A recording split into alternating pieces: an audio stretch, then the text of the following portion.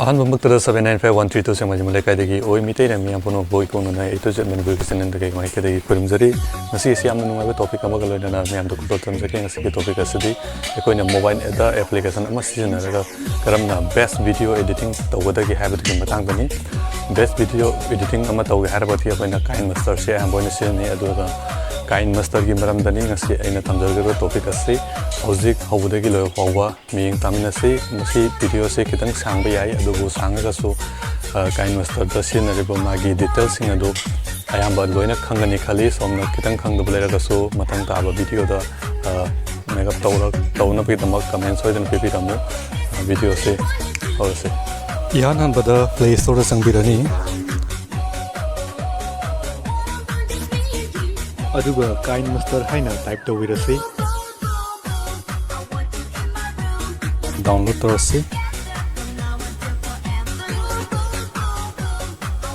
Kine master आइगिसि हाना download तौरगे यावरे अदुना मसी ओपन तौबिरसि ओपन तौर मतुंग सिदा अदुगा अनौबा वीडियो सेमनबगिदमक पिंक कलर की प्लस आइकन सिदा नंबिरनी प्लस आइकन सिदा नंबिरगा मागी एकोगी फ्रेम हाइतारे आईडी अहामबगिसिना 16:9 जिना अखोगी लैपटॉप किनी अदुगा 9:16 असिना मोबाइल किनी अदुगा 11 असिना डेस्कटॉप किनी अदुगा अखोइना अयामबनदी मसी अखोइगा 16:19 जिना अहामबगी लैपटॉप सिदा अहामब तौनै मसदे द संगसि अदुगा अहामबदा अखोइना बैकग्राउंड अमा खनबिरनी बैकग्राउंड से बैकग्राउंड थाबा आइकन सिदा संबि फाइल से संबिरगा मागी बैकग्राउंड अमा लौरनी बैकग्राउंड अमा लौरनी अपाम बेता मु पोइगरा ngो बोइगरा अदु बैकग्राउंड से अखोइना सांगतोहनबा तेंजनबा युनि याइको अदुगा बैकग्राउंड अमगा मुलौगे हारगना सांगलोय हारगना अखोइना खुसंग हारगना अमजु समाइना डबल क्लिक अदुम नंबिबको अखोइना सांगनबा सांगबुगी मसिंग को येंगागा अदुगा बैकग्राउंड से लौर मतुंगदा मथक्ता ओके तौरनी ओके तौर मतुंग सिदा अखोइना वीडियो अपाम्बा अमा हेक्ता लौरनी को वीडियो अपाम्बा हेक्ता लौरनी वीडियो अपाम्बा लौबसे बैकग्राउंड के लोइग्रे अदुगा अखोइना मीडिया से संगली कोई मथक तंगसिदा हां बगिसिना media effect overlay text and writing अखोइना वीडियो गुंबा फोटो गुंबा लौरगा मसिग मथक्ता हापके हारगदि अखोइना मीडिया से संगली मीडिया से संगम मतुंगा अखोइना वीडियो गुंबा अमा लौगे हाय तारगदि समाइना अखोइना सिगी वीडियो से लौबु याय अदुगा माजि सौथोनबा याय अदुगा साउथोन बजता अखोइना कईगुंबा साउथोन भी यारे अदुगा जी ओके तौरसे ओके तौरे अदुगा सि थारगा मुंगसि सि वीडियो निपा सि वीडियो है अदुगा सिगी मथक्सिदा मु अखोइना फोटो गुंबा अमा साइड गुंबा हापनिंगने खलजेबा फिजुदुम लेयर जे संगदुनिबा लेयर की मीडिया से संगगा अखोइना फोटो गुंबा अमा एकता हापिरजिगो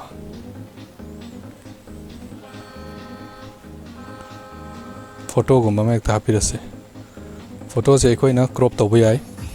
अखोइना क्रॉप तौगे हारगदि मसेदा क्रॉपिंग ना यावइसे मखा थंबदा हाइबदि in animation overall animation out animation अदगी क्रोमा की अखोइगी क्रोमा की हाइसिना अखोइगी होरेन बैकग्राउंड चेंज तौबगी मतंग अमा सोइदना लाकनी अदुदा क्रोमा की जे सिजनगनी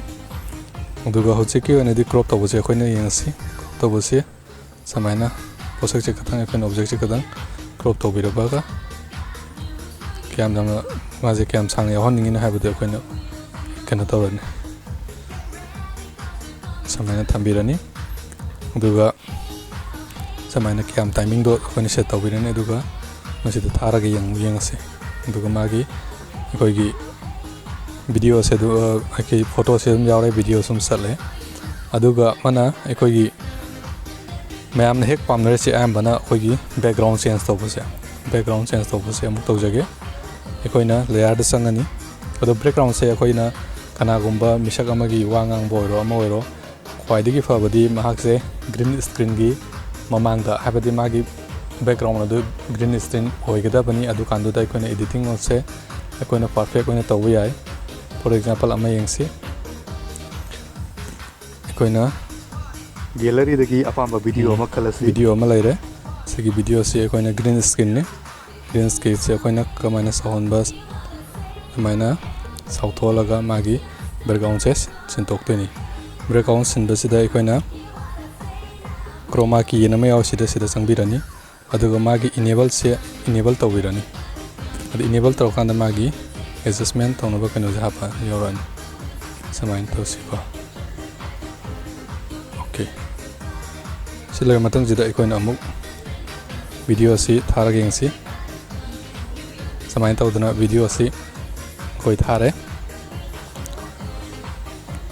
ꯊꯥꯔꯒ ꯁꯨꯃꯥꯏꯅ ꯃꯥꯒꯤ ꯕꯦꯛꯒ꯭ꯔꯥꯎꯟꯁꯦ ꯄꯨꯔꯥ ꯆꯦꯟꯖ ꯇꯧꯈ꯭ꯔꯦ ꯑꯩꯈꯣꯏꯅ ꯍꯥꯞꯅꯤꯡꯕ ꯃꯑꯣꯡꯗ ꯕꯦꯛꯒ꯭ꯔꯥꯎꯟ ꯚꯤꯗꯤꯑꯣ ꯑꯣꯏꯒꯦꯔꯥ ꯅꯠꯇ꯭ꯔꯒꯅ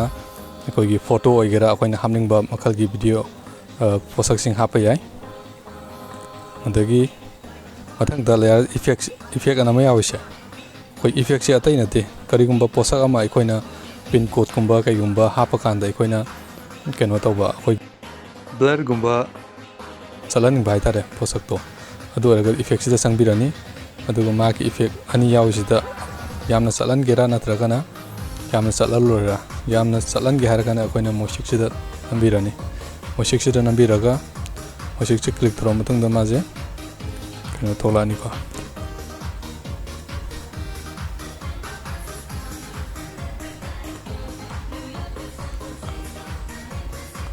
ꯍꯥꯏꯗꯤ ꯀꯔꯝꯕ ꯖꯒꯥꯅꯣ ꯃꯥꯅ ꯕ꯭ꯂꯔ ꯆꯠꯍꯟꯅꯤꯡꯉꯤꯁꯦ ꯍꯥꯏꯕꯗꯣ ꯁꯨꯃꯥꯏꯅ ꯆꯠꯍꯟꯕ ꯌꯥꯏꯀꯣ ꯁꯨꯃꯥꯏꯅ ꯆꯠꯍꯟꯕ ꯌꯥꯏ ꯁꯤꯁꯦ ꯑꯩꯈꯣꯏꯅ ꯐꯣꯇꯣ ꯑꯣꯏꯕꯒꯤ ꯀꯥꯏꯅ ꯆꯠꯇꯕꯒꯤ ꯋꯥꯅꯤ ꯑꯩꯈꯣꯏꯒꯤ ꯇꯦꯛꯁꯀꯨꯝꯕ ꯀꯩꯒꯨꯝꯕ ꯏꯔꯒꯗꯤ ꯑꯗꯨꯝ ꯃꯄꯨꯡ ꯐꯥꯅ ꯆꯠꯀꯗꯣꯏꯅꯤ ꯑꯗꯨꯅ ꯁꯤꯒꯤ ꯕ꯭ꯂꯔ ꯆꯠꯍꯟꯕꯁꯦ ꯍꯩꯔꯅꯤ ꯈꯜꯂꯦ ꯃꯇꯦꯛ ꯈꯤꯇꯪ ꯆꯠꯍꯜꯂꯒ ꯑꯗꯨꯝ ꯊꯝꯃꯁꯤꯀꯣ ꯁꯥꯏꯠꯁꯤꯗ ꯑꯗꯨꯒ ꯑꯣꯀꯦ ꯇꯧꯕꯤꯔꯁꯦ ꯑꯗꯨꯒ ꯑꯃꯨꯛ ꯃꯥꯒꯤ ꯑꯣꯚꯔꯂꯦ ꯑꯁꯤꯗ ꯑꯃꯨꯛ ꯆꯪꯉꯁꯤ ꯑꯣꯚꯔꯂꯦ ꯍꯥꯏꯁꯤ ꯑꯩꯈꯣꯏꯒꯤ ꯑꯇꯣꯞꯄ ꯀꯩꯒꯨꯝꯕ ꯑꯩꯈꯣꯏꯅ ꯀꯩꯀꯩ ꯑꯦꯅꯤꯃꯦꯁꯟꯒꯨꯝꯕ ꯀꯩꯀꯩ ꯍꯥꯞꯅꯤꯡꯕ ꯑꯗꯨꯒꯤ ꯃꯇꯥꯡꯒꯤꯅꯤ ꯁꯤꯗꯤ ꯀꯩꯁꯨ ꯊꯣꯏꯗꯣꯛꯄ ꯑꯣꯏꯗꯦ ꯑꯩꯈꯣꯏꯅ ꯑꯄꯥꯝꯕ ꯑꯃ ꯈꯜꯂꯒ ꯍꯦꯛꯇ ꯍꯥꯞꯄ ꯌꯥꯏ ꯁꯤ ꯑꯩꯈꯣꯏꯅ ꯁꯤ ꯑꯗꯨꯝ ꯍꯥꯞꯄꯁꯤ ꯁꯥꯏꯠꯇ ꯑꯗꯨꯝ ꯑꯗꯨꯒ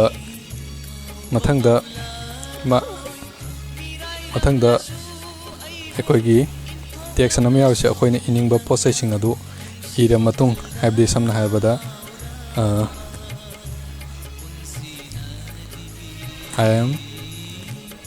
ꯑꯩꯈꯣꯏꯅ ꯀꯦꯄꯤꯇꯦꯜ ꯏꯒꯦꯔꯥ ꯑꯃ ꯏꯒꯦꯔꯥ ꯍꯦꯛꯇ ꯌꯥꯏꯀꯣ ꯑꯣꯀꯦ ꯇꯧꯔꯁꯤ ꯑꯗꯨ ꯑꯣꯀꯦ ꯇꯧꯔꯕ ꯃꯇꯨꯡꯗ ꯀꯌꯥꯝ ꯆꯥꯎꯍꯟꯒꯗꯒꯦ ꯇꯦꯛꯁ ꯁꯥꯏꯖꯇꯨ ꯀꯔꯝꯕꯅꯣ ꯍꯥꯏꯗꯤ ꯑꯩꯈꯣꯏꯅ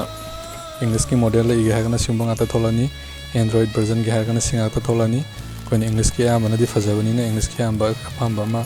ꯃꯥꯒꯤ ꯗꯤꯖꯥꯏꯟꯗꯣ ꯂꯧꯔꯁꯤ ꯑꯗꯨꯒ ꯑꯣꯀꯦ ꯇꯧꯔꯁꯤ ꯊꯣꯛꯂꯛꯑꯦ ꯑꯗꯒꯤ ꯃꯥꯒꯤ ꯀꯂꯔꯁꯦ ꯇꯦꯛꯁꯁꯤꯒꯤ ꯀꯂꯔꯁꯦ ꯆꯦꯟꯖ ꯇꯧꯒꯦ ꯍꯥꯏꯔꯗꯤ ꯑꯩꯈꯣꯏꯅ ꯑꯄꯥꯝꯕ ꯑꯃ ꯈꯟꯕꯤꯕ ꯌꯥꯏ ꯍꯧꯖꯤꯛ ꯌꯦꯜꯂꯣ ꯈꯜꯂꯦ ꯑꯣꯀꯦ ꯇꯧꯕꯤꯔꯁꯤ ꯑꯗꯨꯒ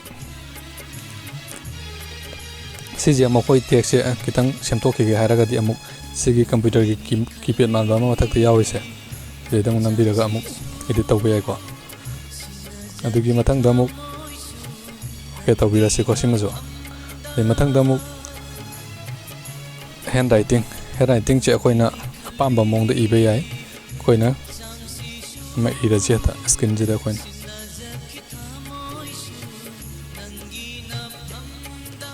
ꯍꯦꯟ ꯔꯥꯏꯇꯤꯡ ꯑꯩꯈꯣꯏꯅ ꯀꯣꯂꯣꯝ ꯂꯧꯔꯁꯦ ꯑꯗꯨꯒ ꯁꯨꯃꯥꯏꯅ ꯍꯦꯛꯇ ꯏꯕ ꯌꯥꯏ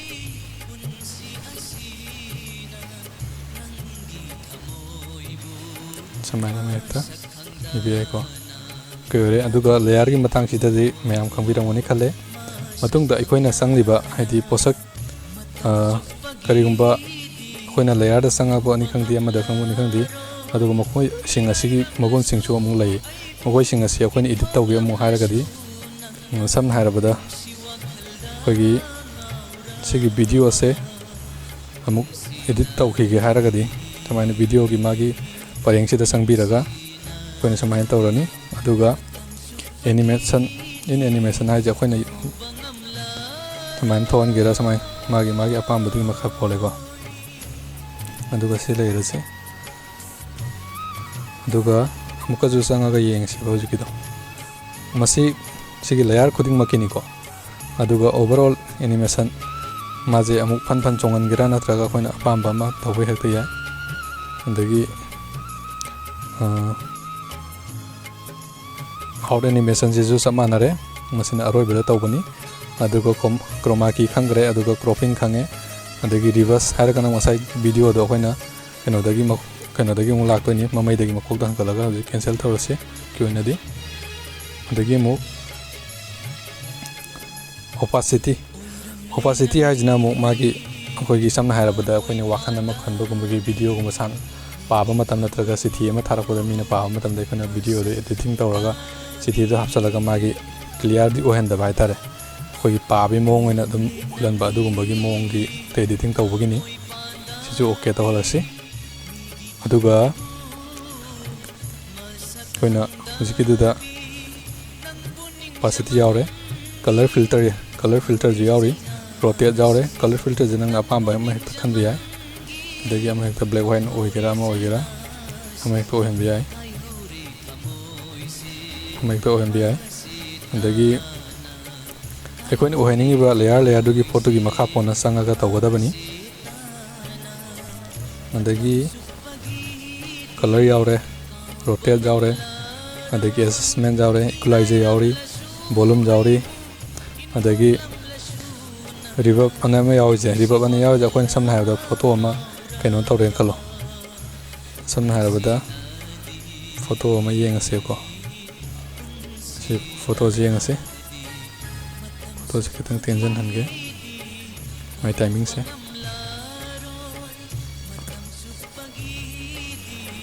photo se da mai di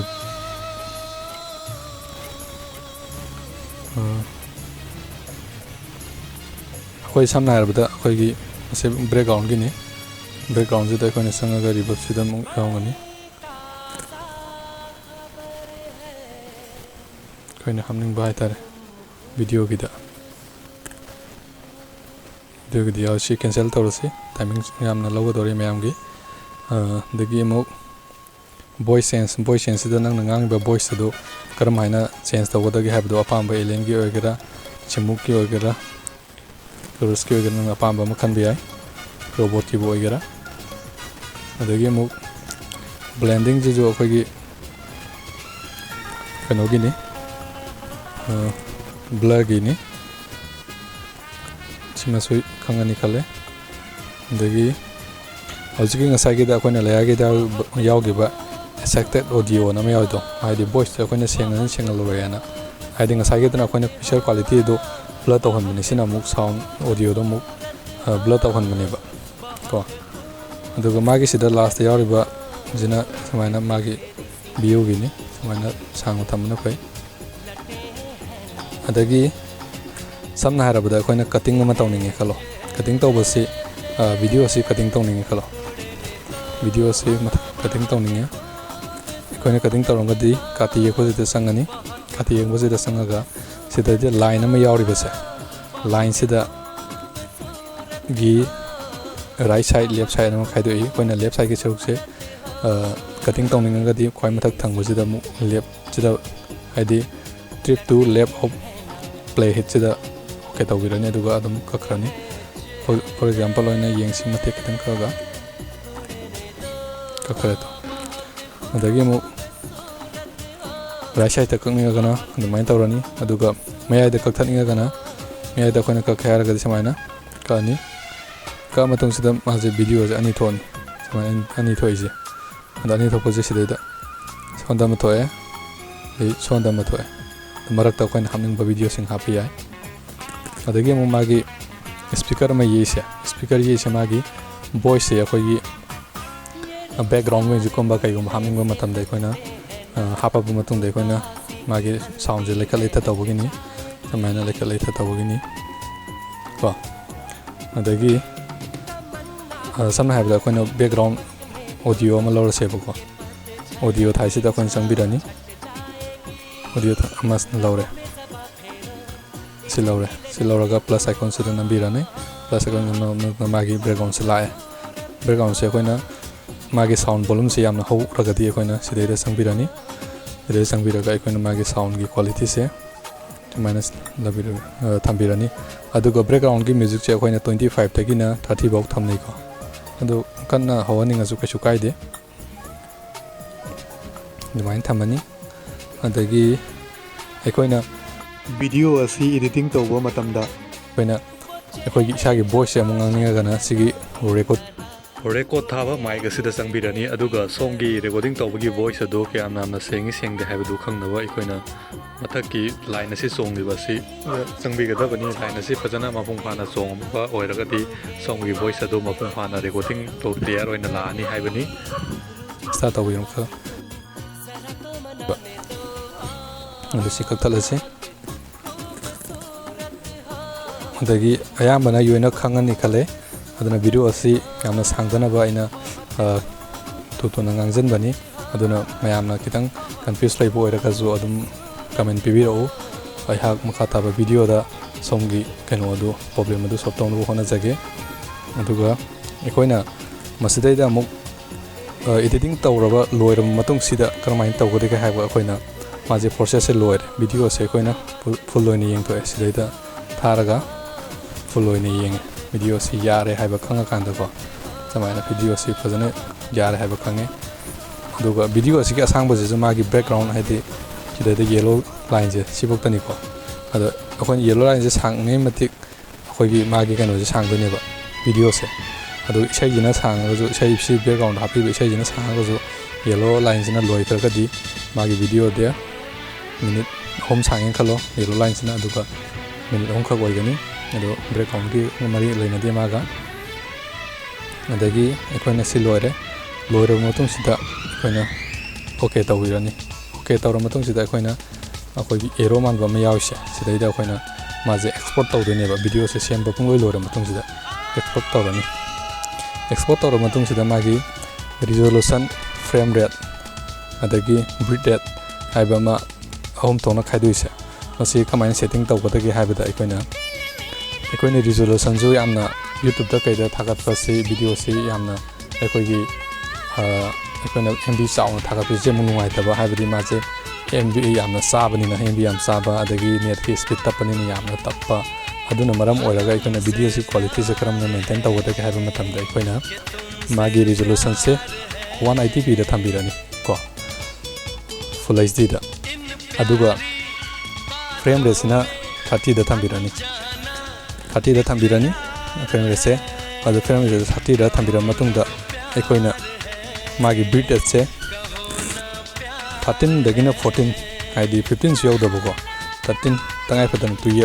12ꯀꯨꯝꯕ ꯊꯝꯃꯤꯁꯤꯅ ꯀꯃꯥꯏꯅ ꯇꯧꯒꯦꯗ ꯑꯩꯈꯣꯏꯅ ꯚꯤꯗꯤꯑꯣ ꯀ꯭ꯋꯥꯂꯤꯇꯤ ꯌꯥꯎꯗꯕ ꯍꯥꯏꯇꯥꯔꯦ ꯑꯩꯈꯣꯏꯒꯤ ꯐꯣꯇꯣꯒꯨꯝꯕ ꯀꯩꯀꯩ ꯏꯗꯤꯇꯤꯡ ꯇꯧꯔꯒ ꯑꯩꯈꯣꯏꯅ ꯁꯥꯎꯟ ꯚꯣꯏꯁ ꯇꯧꯔꯒ ꯊꯥꯒꯠꯄ ꯚꯤꯗꯤꯑꯣꯁꯤꯡ ꯑꯗ ꯑꯌꯥꯝꯕ ꯇꯧꯅꯩ ꯑꯗꯨꯒ ꯚꯤꯗꯤꯑꯣ ꯀ꯭ꯋꯥꯂꯤꯇꯤ ꯌꯥꯎꯔꯒꯗꯤ 14ꯒꯤ ꯃꯊꯛ 15 ꯑꯣꯏꯍꯟꯕꯤꯔꯣ ꯑꯗꯨꯒ ꯁꯨꯃꯥꯏꯅ ꯃꯥꯁꯦ ꯁꯤ ꯍꯦꯟꯒꯠꯂꯤꯉꯩ ꯃꯥꯒꯤ MBꯁꯦ ꯆꯥꯎꯕ ꯍꯦꯟꯒꯠꯇꯣꯏꯅꯦꯕ ꯑꯗꯨꯅ ꯁꯨꯃꯥꯏꯅ ꯑꯦꯛꯁꯄꯣꯔꯠ ꯇꯧꯕꯤꯔꯅꯤ ꯁꯤꯗꯩꯗ ꯑꯩꯈꯣꯏꯅ ꯑꯦꯛꯁꯄꯣꯔꯠ ꯇꯧꯕꯤꯔꯅꯤ ꯑꯦꯛꯁꯄꯣꯔꯠ ꯇꯧꯔꯕ ꯃꯇꯨꯡꯗ ꯂꯣꯏꯔꯦ ꯃꯥꯒꯤ ꯄ꯭ꯔꯣꯁꯦꯁꯔ ꯑꯁꯦ ꯑꯩꯈꯣꯏꯒꯤ MX Player ꯅꯠꯇ꯭ꯔꯒꯅ ꯐꯥꯏꯜꯗ ꯑꯩꯈꯣꯏꯒꯤ ꯑꯦꯛꯁꯄꯣꯔꯠ ꯇꯧꯔꯒ ꯃꯥꯒꯤ ꯑꯦꯛꯁꯄꯣꯔꯠ ꯍꯥꯏꯅ ꯊꯥꯔꯒ ꯃꯥꯒꯤ ꯚꯤꯗꯤꯑꯣꯁꯦ ꯌꯥꯎꯔꯝꯃꯅꯤ ꯑꯗꯨꯒ ꯁꯣꯝꯅ ꯃꯤꯉꯣꯟꯗ ꯁꯤꯌꯔ ꯇꯧꯅꯤꯡꯕ ꯑꯗꯒꯤ ꯑꯇꯩ ꯑꯇꯣꯞꯄ ꯍꯥꯏꯗꯤ ꯌꯨꯇ꯭ꯌꯨꯕꯇꯕꯨ ꯊꯥꯒꯠꯅꯤꯡꯕ ꯑꯣꯏꯔꯣ ꯑꯃ ꯑꯣꯏꯔꯣ ꯑꯩꯈꯣꯏꯅ ꯑꯦꯅꯤ ꯇꯧꯕ ꯌꯥꯔꯦ ꯑꯗꯨꯅ ꯚꯤꯗꯤꯑꯣ ꯑꯁꯤ ꯌꯦꯡꯕ ꯃꯇꯝꯗ ꯁꯣꯝꯅ ꯅꯨꯡꯁꯤꯕꯤꯗꯨꯅ ꯂꯥꯏꯛ ꯁꯤꯌꯔ ꯇꯧꯕꯤꯔꯝꯃꯣ ꯑꯗꯨꯒ ꯁꯕꯁꯀ꯭ꯔꯥꯏꯕ ꯑꯃꯁꯨꯡ ꯕꯦꯜ ꯑꯥꯏꯀꯟꯕꯨꯁꯨ ꯅꯝꯕꯤꯔꯝꯃꯣ ꯑꯀꯣꯟꯕ ꯚꯤꯗꯤꯑꯣꯁꯤꯡ ꯑꯞꯂꯣꯗ ꯇꯧꯔꯕ ꯃꯇꯝꯗ ꯑꯗꯣꯝꯅ ꯏꯍꯥꯟ ꯍꯥꯟꯅ ꯌꯦꯡꯕꯒꯤ ꯈꯨꯗꯣꯡꯆꯥꯕ ꯑꯗꯨ ꯂꯩꯅꯕꯒꯤꯗꯃꯛ thank you take care good by